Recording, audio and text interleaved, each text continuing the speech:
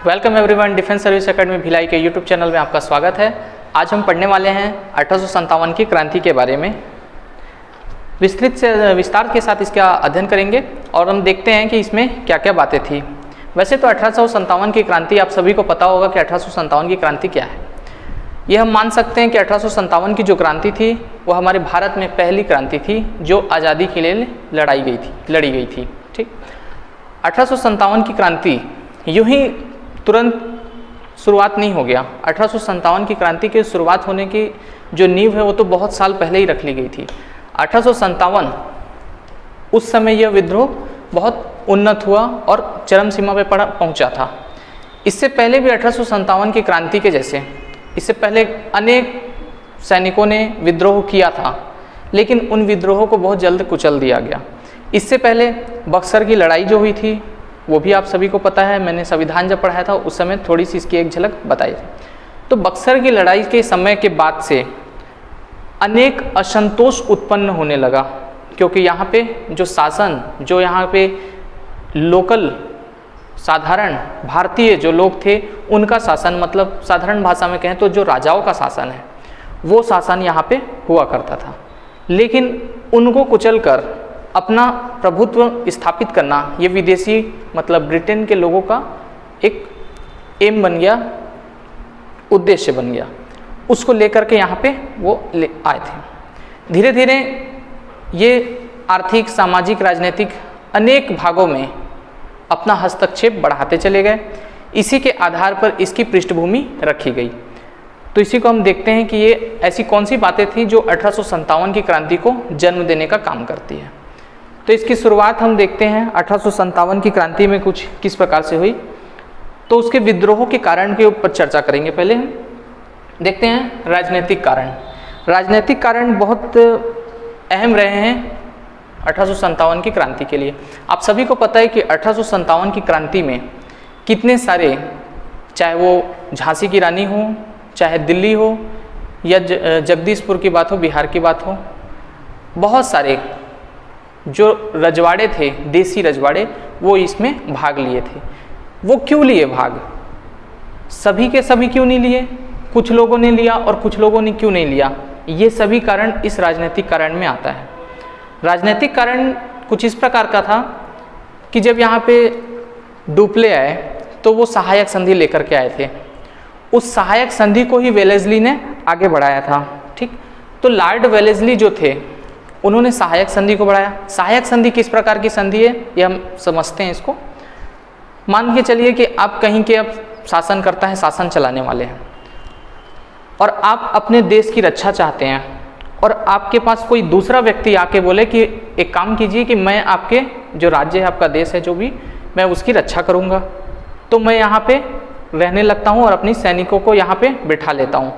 बदले में आप उनके यहाँ जो भी खर्च होगा वो आप वहन करेंगे और मैं आपकी रक्षा करूँगा। इस प्रकार के कुछ वादे करते थे।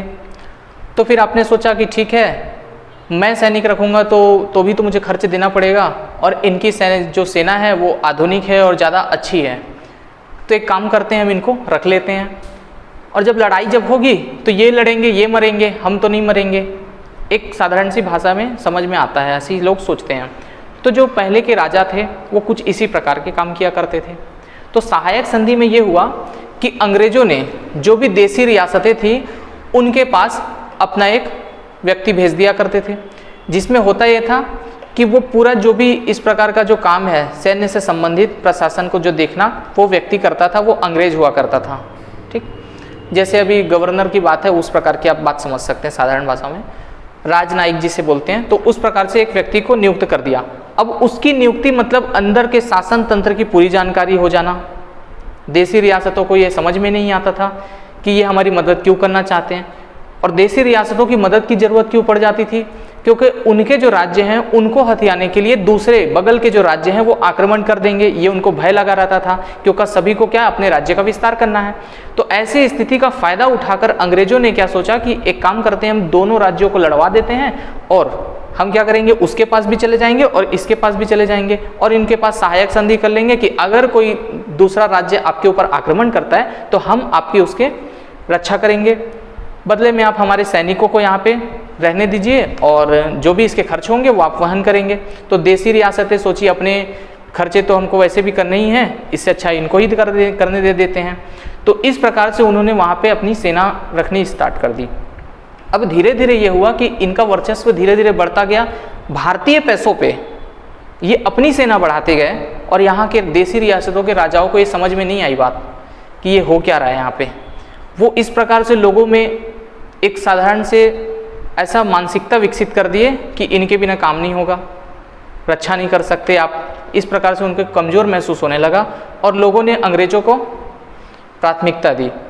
अंग्रेज़ धीरे से आए, अपनी सेना रखी, लोगों के रक्षा करने की बारी। और जब ऐसा लड़ाई होता था कि उनको मदद करनी है, तब वो मदद नहीं करते थे, तब निकल जाते थे।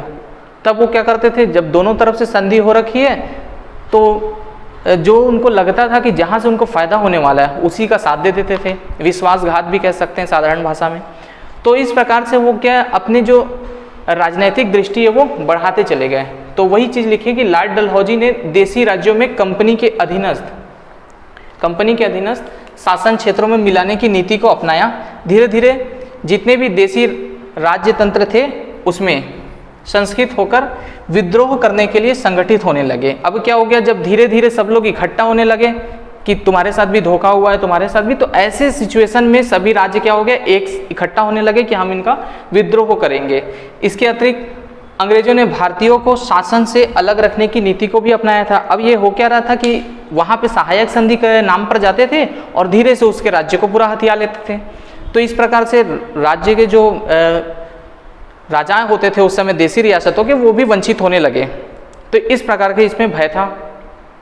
और सहायक संधि को सबसे पहले जो अपनाया था वो हैदराबाद था।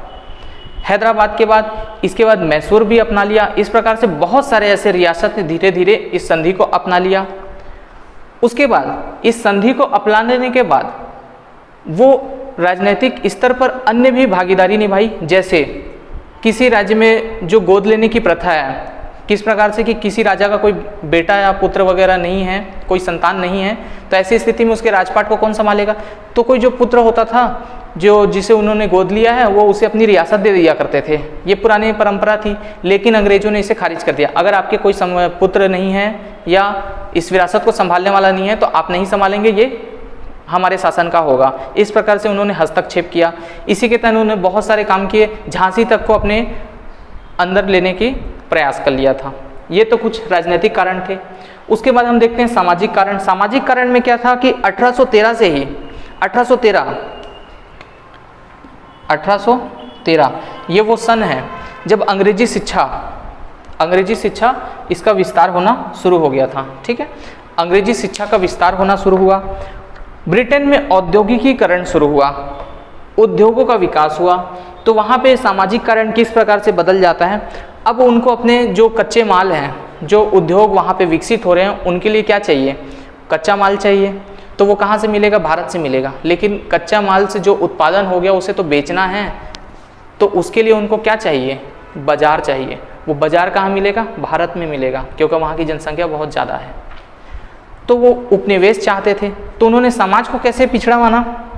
जैसे अंग्रेजी शिक्षा की तो सबसे पहले शुरुआत कर दी ताकि भारतीय लोग अंग्रेजी शिक्षा लें। अंग्रेजी शिक्षा उन्हें इस प्रकार से पढ़ाई जाएगी, इस प्रकार से शिक्षित किया जाएगा कि भारत के जो परंपरा है उनको ही ये क्या करेंगे, एकदम कम मानेंगे। मतलब कि हमारे अंग्रेजी परंपरा जो है वो अच्छी है और भारतीय परंपरा एकदम बेकार है। इस प्रकार के मानसिकता उनको तय करने की बात हो गई। तो होता ये था कि जो आज भी आप देखे होंगे, आज के समय में भी जो अंग्रेजी विद्यालय में अच्छा पढ़ाई कर लेता है, कॉलेज में पढ़ लेता है या कुछ अच्छा कैसा कुछ पढ़ाई कर लेता है, तो उसे लगता है कि एक ग्रामीण क्षेत्र से जो पढ़ा हुआ व्यक्ति है वो एकदम अनपढ़ है, उसे कुछ नहीं आता। मतलब उनकी बुद्धिजीविता एकदम ख़त्म है। कोई दातुन कर रहा है तो उसे आप बेवकूफ़ समझ लेंगे। ये आज भी ऐसा होता है। ये उस समय की देन है जो आज भी ऐसी सोच रखने वाले लोग हैं। तो होता ये था कि उन्होंने सामाजिक में बहुत सारे हस्तक्षेप करना शुरुआत कर दिया था। समाज में और कैसे हस्तक्षेप किया, अंग्रेजी जो शिक्षा थी उससे पढ़ लिख करके आते थे। और भारत में हम देखें कि उस समय वास्तव में भी कुछ कुरीतियाँ थी। जैसे कि हम देखेंगे कि कुरीतियों में किसी बच्चे को मार देना, जैसे छोटी बच्ची है, पुत्री को मार देना, ऐसा कह सकते हैं हम, या सती प्रथा की बात करें, तो इस प्रकार के अनेक कुरीतियाँ भारत में वास्तविकता थी जो इस प्रकार की बातें थी, तो वो उसमें हस्तक्षेप किए, जो यहाँ के लोगों के लिए क्या था, सामाजिक दृष्टिकोण से बहुत ही अपमानजनक महसूस होता था कि हमारी सती प्रथा में ये लोग हस्तक्षेप क्यों कर रहे हैं। तो ये तो सामाजिक कारण हो गए। इस प्रकार से बहुत सारे असंतोष उनमें व्यक्त हुए थे। तो देशी राज्यों के क्षेत्रों में हड़पने की नीति के चलते एक तो पहले तो क्षेत्रों को हड़प लिया, उसके दरबार पर आजीविका के लिए आधारित व्यक्तियों के आर्थिक स्थिति पर बहुत बुरे प्रभाव भी पड़े। देशी राज्यों के सहयोग पर आधारित उद्योग दस्तकारियों को, अन्य निजी व्यवसायों को गहन धक्का पहुंचा था। साधारण जनता में भी असंतोष फैलने लगा था, क्योंकि अंग्रेजों ने जातीय विभेद की नीति, ये जातीय विभेद, ये वो समय है जब जातियों में विभेद की शुरुआत हो गई थी, उसकी नीति को अपनाकर उनकी भावना पर गहरी चोट पहुंचाने का काम किया था। तो जातियों में भी विभेद इसी प्रकार उत्पन्न हो गया कि आप इस जाति के तो आप ये काम कर रहे हैं, उस जाति के। आप वास्तविकता देखेंगे पुराने समय में तो जो ब्राह्मण, क्षत्रिय, वैश्य और शूद्र है, इस प्रकार के जो वर्ण बटे हुए हैं, ये जातिगत नहीं थे। प्राचीन समय में ये जातिगत नहीं थे, ये कर्म के आधार पर निर्धारित होते थे, धर्म के आधार पर या इस प्रकार से कोई आधार नहीं था। होता क्या था कि कोई अगर पूजा करने वाला काम है तो उसे ब्राह्मण मान लिया जाता था। कोई जन्म लेकर के ब्राह्मण नहीं बनता था। आप पूजा करने वाले हैं तो आप ब्राह्मण ही कहलाएंगे, चाहे वो किसी भी जाति का हो, ठीक है। इस प्रकार की बातें थी। अगर सैनिक है या रक्षा कर रहा है अपने राज्य की तो उसे क्षत्रिय का नाम दिया जाता था। जो व्यापार करते थे वो वैश्य कहलाते थे, और जो क्षुद्र हैं, जो अन्य जो छोटे काम करते थे, उसे शूद्र कहा जाता था। एक क्षुद्र का बेटा ब्राह्मण हो सकता था, एक क्षुद्र का बेटा जो क्षत्रिय है वो भी बन सकता था अगर वो रक्षा करने वाला काम करने लगा है। तो ये व्यवस्था थी, लेकिन इस व्यवस्था को उलट देने का काम किसने किया? इन लोगों ने काम किया। इन लोगों ने एकदम निश्चित कर दिया कि ये जो इसका बच्चा होगा वो क्षुद्र ही कहलाएगा। इस प्रकार की सामाजिक कुरीतियाँ शुरुआत कर दी थी।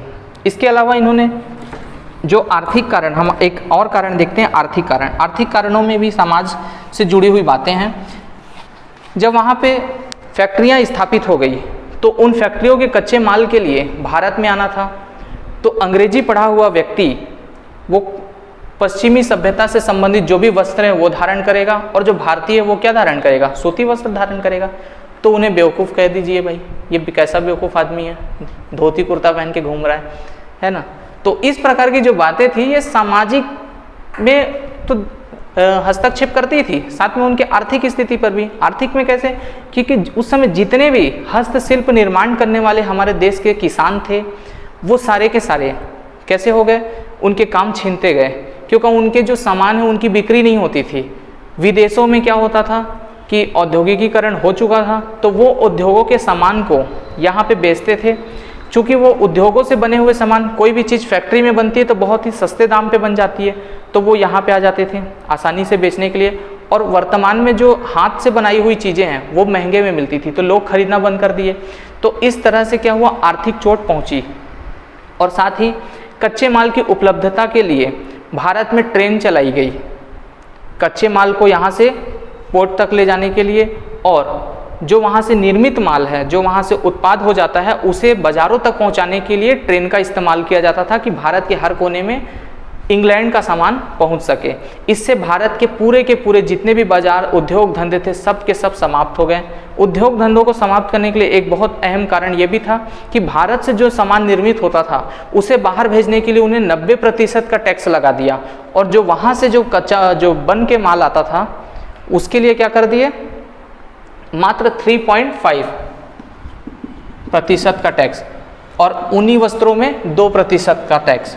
जो बाहर से यहाँ आएगा वो इतना टैक्स, यहाँ से अगर बाहर जाता है तो 90% का टैक्स। क्योंकि प्राचीन समय से ही हमारे देश की स्थिति, आर्थिक स्थिति बहुत अच्छी थी, और हमारे देश से ही यूरोप तक सामान बिकने के लिए जाया करता था, तो उसमें 90% का टैक्स लगा दिया, जो किसान वहन नहीं कर सकता था, यहाँ के लोग वहन नहीं कर सकते थे। इस वजह से ये पूरा का पूरा बिजनेस पूरा ठप हो गया, और इसमें अंग्रेजों ने अपना अधिकार कर लिया। ये आर्थिक कारण में हो गया।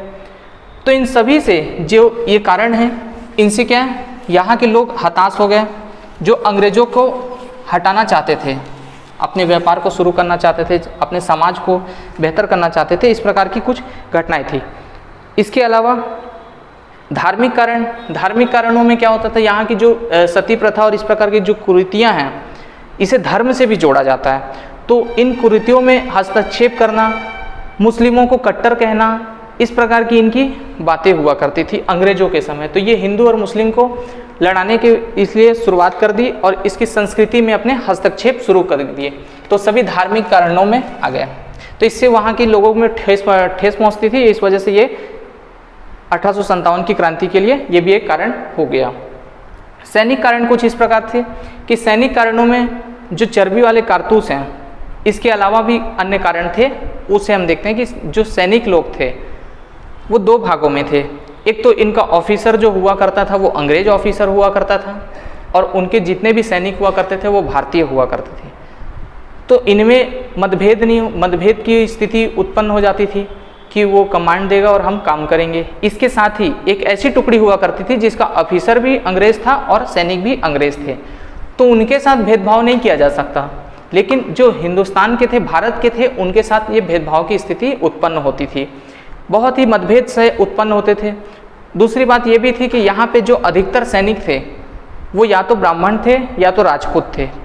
तो इस वजह से उन्हें इनकी स्वाधीन मतलब इनके अधीन में रहना वो पसंद नहीं था। तो इनमें काफ़ी मतभेद होते थे और इस वजह से वो काफ़ी विरोध करते थे। तो ये भी कारण था सैनिक कारण में। इसके साथ अन्य कारण ये भी हुआ कि जो चर्बी वाले कारतूस इन्होंने ले आए वो ये तो धार्मिक भी हो गया, सामाजिक भी हो गया, और इनके सैनिक कारणों में भी वो सिर्फ एक कारण आ गया। इस वजह से ये विद्रोह शुरुआत हो जाता है। इस प्रकार की कुछ बातें थी। अब हम देखते हैं इसके क्रांति का विस्तार किस प्रकार के था। तो जो क्रांति का विस्तार है, वो क्रांति का विस्तार हम देखेंगे कि चर्बी लगे कारतूस, ये तत्कालीन कारण था। इससे पहले जितने भी कारण मैंने बताए वो तो कारण थे जो 1857 की क्रांति को करने के लिए धीरे धीरे गढ़ता जा रहा था खुद ब खुद से। इनमें जो मुख्य कारण था चर्बी वाले कारतूस, इसके प्रयोग से यहाँ पे सैनिकों में अशांति उत्पन्न हो गई। इसमें 23 जनवरी 1857 को दमदम कलकत्ता, उसके बाद 26 फरवरी 1857 को बहरामपुर, यहाँ पे नेटिव इन्फेंट्री थी जो 19वीं बटालियन एनआई थी, वो 19 थी, ठीक है, 19वीं एनआई। मार्च 1857 को ये यहाँ पे ख़त्म हो गया। उसके बाद जो बैरकपुर छावनी है, बैरकपुर छावनी सबसे महत्वपूर्ण छावनी, इसे आप याद रखें ना रखें, बैरकपुर छावनी को याद रखें। बैरकपुर छावनी के 34वीं एनआई, इसी के थे मंगल पांडे, ये क्वेश्चन पूछता है, ठीक है। 34वीं इन्फेंट्री के थे मंगल पांडे। इन्होंने चर्बी वाले कारतूस को दांत से काटना पड़ता था पहले, उसको काटने से मना कर दिया क्योंकि वो ब्राह्मण थे, उसको काटने से मना कर दिया। उसके साथ ही विरोध किए जाने पर जो उसके साथ थे, मतलब जो अंग्रेज अफसर थे, सार्जेंट ह्यूरसन तथा लेफ्टिनेंट बाग, इनको गोली मार दी। तो गोली जब मारी तो ये जो लेफ्टिनेंट बाग थे इनकी तो हत्या हो गई वहीं पे, लेकिन जो ह्यूरसन है वो इसमें बच गए थे। तो उसके बाद इस दुस्साहस के लिए, अंग्रेजों के लिए दुस्साहस था, तो 8 अप्रैल 1857 को इनको फांसी दे दी गई थी। 8 अप्रैल 1857 को इनको फांसी दे दी गई। इस फांसी के बाद से ही 1857 की क्रांति में एक जोर पकड़ लिया था। जितने भी भारतीय सैनिक थे उनमें ये विद्रोह व्याप्त हो गया कि हमारे भारत में रह के हमारे सैनिकों को ही मारा जा रहा है और हम आपके लिए ही काम करते हैं, इस प्रकार की बातें थी।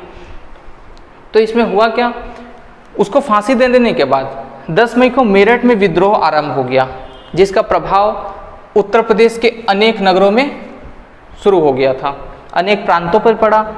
दिल्ली, मेरठ, आगरा, इलाहाबाद, अवध,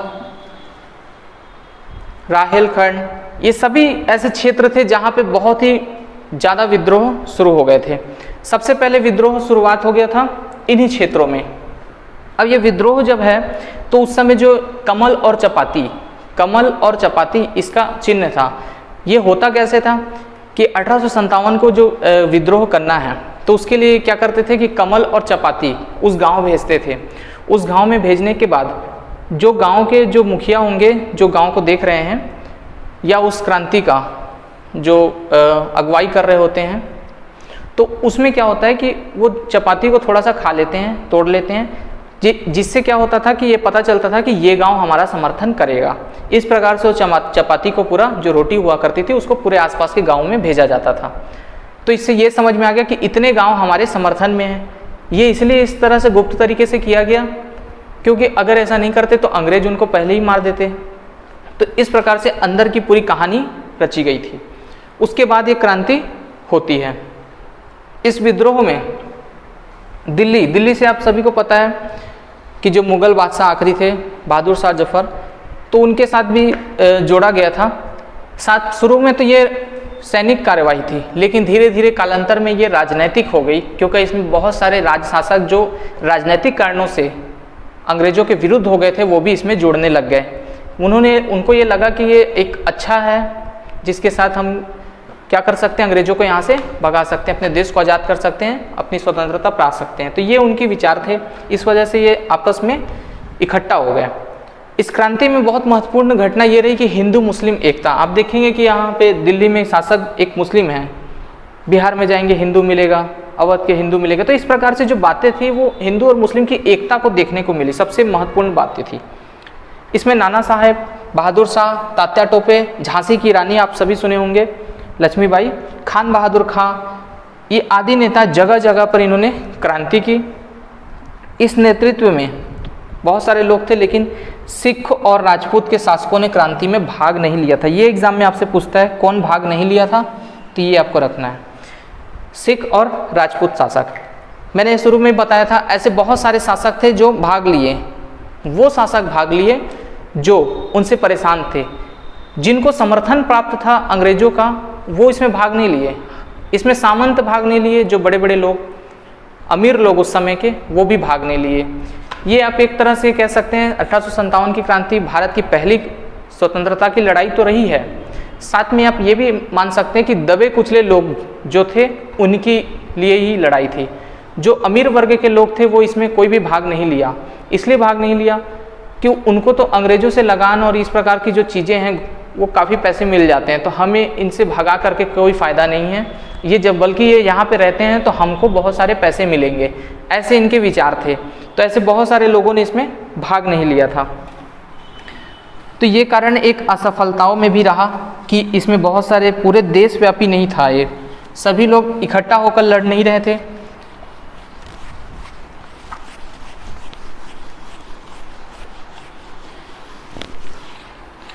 उसके बाद हम देखते हैं कि कौन कौन से क्षेत्रों में कौन कौन से नेता हुए। हम इसमें देखेंगे दिल्ली से बहादुर शाह द्वितीय। बहादुर शाह द्वितीय ये दिल्ली में थे।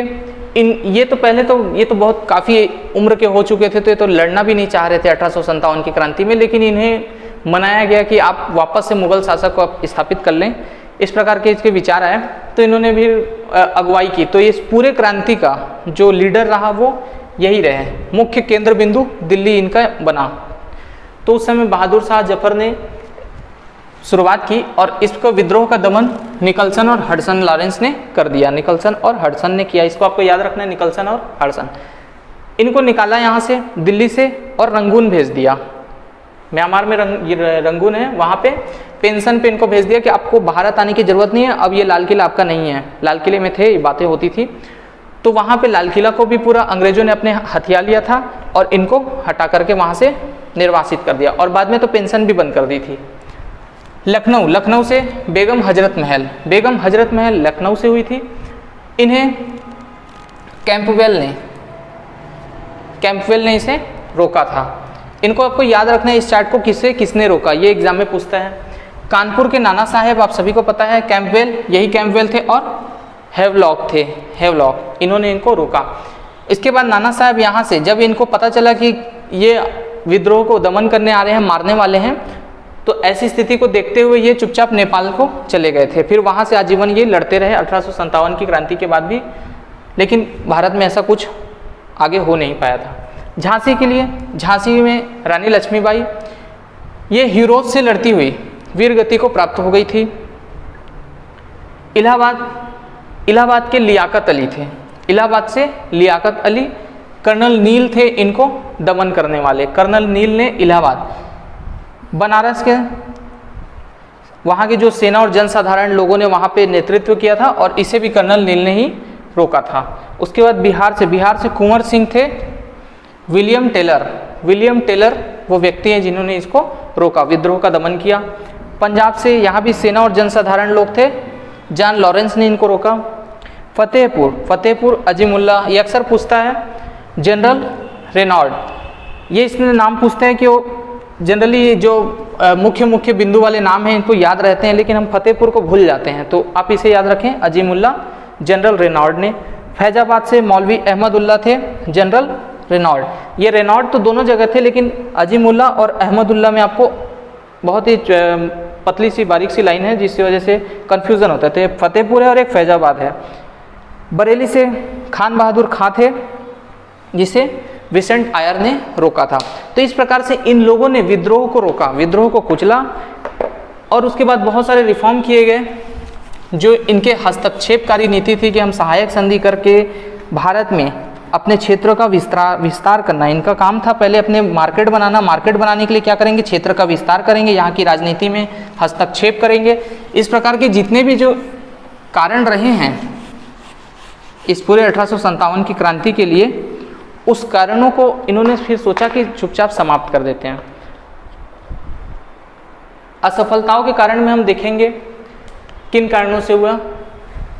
तो 1857 के विद्रोह में कुछ कारण थे, क्योंकि इसमें कुछ ही प्रदेश और नगरों तक ही सीमित रह गया था। पूरे जो राष्ट्रव्यापी आंदोलन नहीं हो पाया था।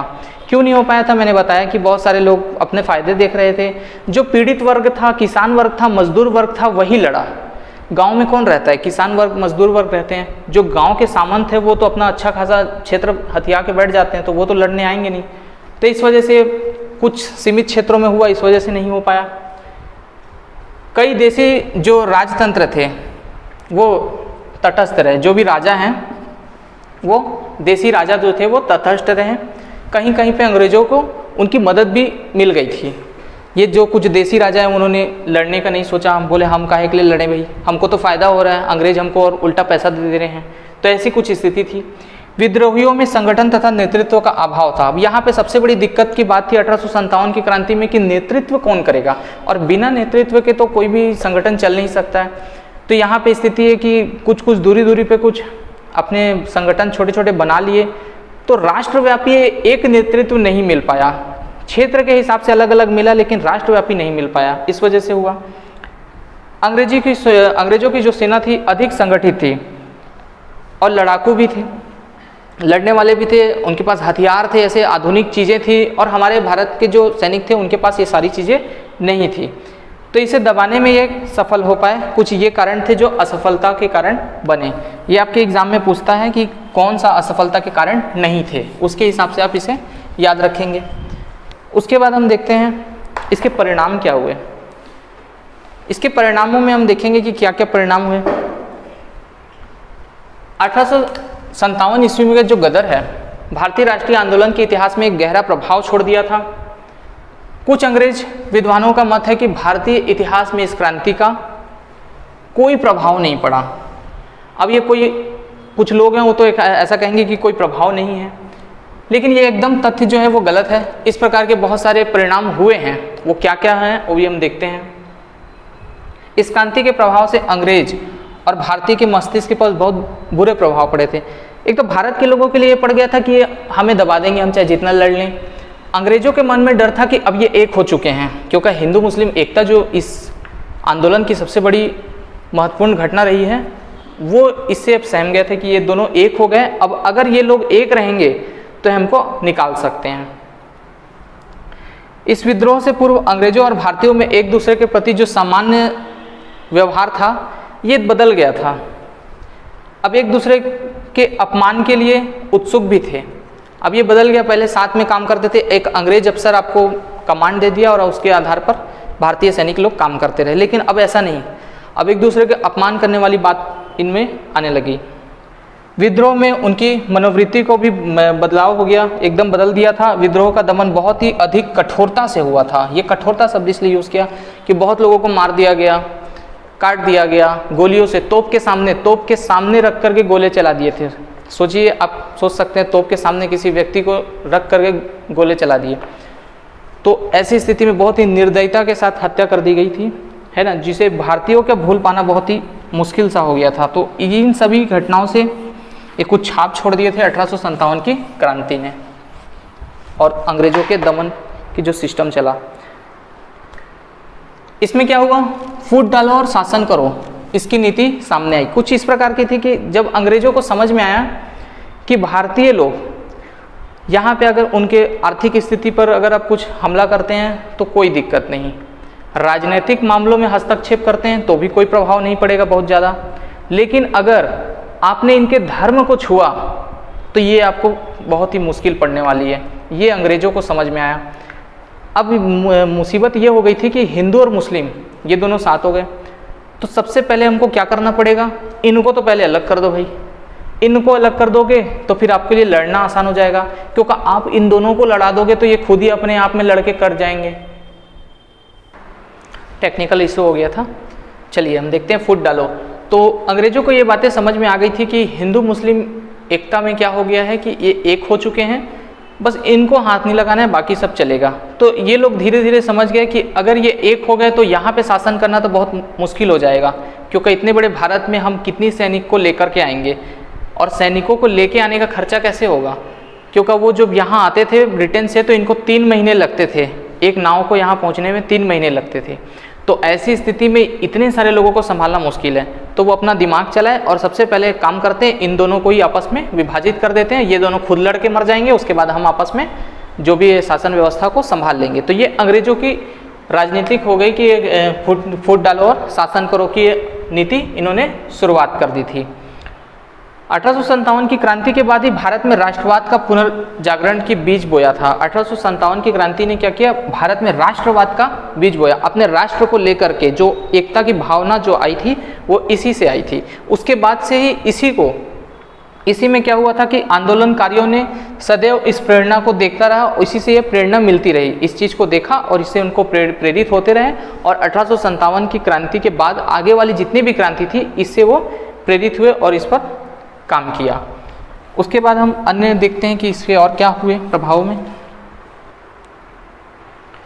इस विद्रोह में सबसे जो प्रभावी कारण था वो सबसे प्रभावी कारण ये हो गया कि ब्रिटिश के जो शासन व्यवस्था, पहले यहाँ पे जो कंपनी के शासन व्यवस्था था वो अलग चलता था। यहाँ पे भारत का गवर्नर जनरल हुआ करता था जिसे वायसराय कर दिया गया। ब्रिटेन की जो महारानी थी एलिजाबेथ, उन्होंने ये शासन को पूरी तरह से अपने हाथों में ले लिया और अपने हाथों में ले लेने के बाद ये वहाँ की संसद से यहाँ पे जो भी काम होता था, यहाँ का राज्य व्यवस्था जो चलती थी वो उसे चलाने लगी। ये भारत में उदार मित्रता, न्याय और शासन पर आधारित राज्य की स्थापना का मनोकामना की गई थी कि वो इनका ये कहना था कि अब इन्होंने जो राज्य को हथियाने वाले काम थे कि हम ये राज्य को हथिया लें, सहायक संधि कर लें उनके साथ, फिर उनके हड़प लें, अपना जो विस्तारवादी जो नीति थी अंग्रेजों ने अब उसे त्याग दिया। अब ऐसी बातें हो गई कि कोई राज्य अगर यहाँ के देसी रियासतों के पास है, पहले से कोई देसी राजा है, तो वो उसी के पास रहने दिया जाए, उसमें हस्तक्षेप ना किया जाए, इस प्रकार की कुछ नीति लेके आए। लेकिन उसमें क्या हुआ कि उन्होंने लगान डिसाइड कर दिया कि आप इतना लगान देंगे, इस प्रकार से कुछ बातें थी, लेकिन उस राज्य को हड़पने वाली बात को इन्होंने छोड़ दिया। इसके बाद अनेक प्रकार के जो संशोधन किए गए उनकी बातों में, उसके सुधार किए गए, उसके बहुत सारे लेके आए, जिसे मैंने संविधान में बताया भी था कुछ। इसमें कुछ अधिनियम लेके आए, जैसे 1861 का, 92 का, 1909 का आपने पता होगा मार्ले मिंटो सुधार, ये सब आया था। मॉन्टेग्यू चेम्सफोर्ड रिफॉर्म जो आया 1919 में, इस प्रकार की बहुत सारी बातें हुई। 1835 का अधिनियम, ये सभी बातें इसी के तहत वो लेके आए, जिसमें इन्होंने भारत में शासन व्यवस्था को कैसे चलाया जाए उसकी बात की गई है। तो इसके बारे में मैंने संविधान वाले वीडियो में इसकी विस्तार से चर्चा की है। आप संविधान के जो प्रारंभिक वीडियो है उसे आप देखेंगे तो आपको समझ में आ जाएगा। उस प्रकार से फिर भारत में एक जो शासन व्यवस्था है वो पहले के मुकाबले ठीक हुई, लेकिन उतनी भी ठीक नहीं हुई जितनी जो भारतीय शासन में होना चाहिए था। तो इस प्रकार से ये 1857 की क्रांति यहीं पे समाप्त होती है और हम आपको नए वीडियो के साथ मिलेंगे, कुछ नए कंटेंट लेकर के। हमारे ये जितने भी ये जो बातें थी इसे हम आपके अपने जो टेलीग्राम चैनल है उसमें अपलोड कर देंगे, वहाँ से आप इसे प्राप्त कर सकते हैं, जो आपको डिस्क्रिप्शन में मिल जाएगा। इसी के साथ हम चलते हैं। थैंक यू, जय हिंद।